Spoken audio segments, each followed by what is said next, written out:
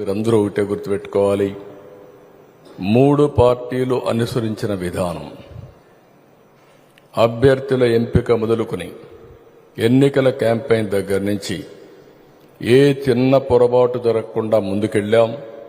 గెలిపే ధ్యేయంగా పనిచేశాం. అందుకే ఇంత గెలుపు వచ్చింది. అయితే ఈరోజు మిమ్మల్ని కోరేది నేను ఒకటే, పనులు చేయడం ఎంత ముఖ్యమో ఇక్కడుండే మనందరి ప్రవర్తన కూడా అంతే ముఖ్యం. ప్రజలకు ఆమోదయోగ్యంగా ఉండాలంటే మనందరం కలిసి ఎప్పటికప్పుడు ప్రజా సమస్యల్ని పరిష్కారం చేస్తూనే ప్రజలకు మెచ్చుకునే విధంగా మన నడవడుకుంటే ఎవ్వరు ఏం చేయలేరు. ఆ విషయం మీరు గుర్తుపెట్టుకోవాల్సిన అవసరం అందరం కూడా. 3 పార్టీలు ఇండియా రాబోయే రోజుల్లో గ్రీన్ ఎనర్జీలో బ్రహ్మాండంగా ముందుకు పోయే పరిస్థితి వస్తుంది. అందుకే 100 రోజుల కార్యక్రమంలో మీరు చూస్తే మొన్నే అహ్మదాబాద్లో ఒక మీటింగ్ జరిగితే నేను కూడా వెళ్ళాను. ప్రధానమంత్రి గారు ఇనాగరేట్ చేశారు.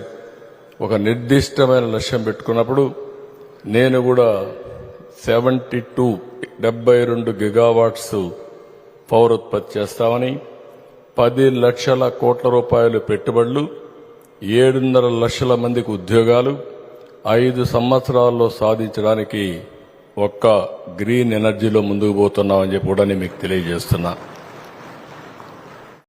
మరొక కార్యక్రమానికి ఏదైతే గ్యాస్ ఇస్తానో, ఉచిత గ్యాస్ ఇస్తాన్నామో దీపావళికి శ్రీకారం చుడుతున్నాం. మొదటి గ్యాస్ కనెక్షన్ ఆ రోజు ఇస్తాం.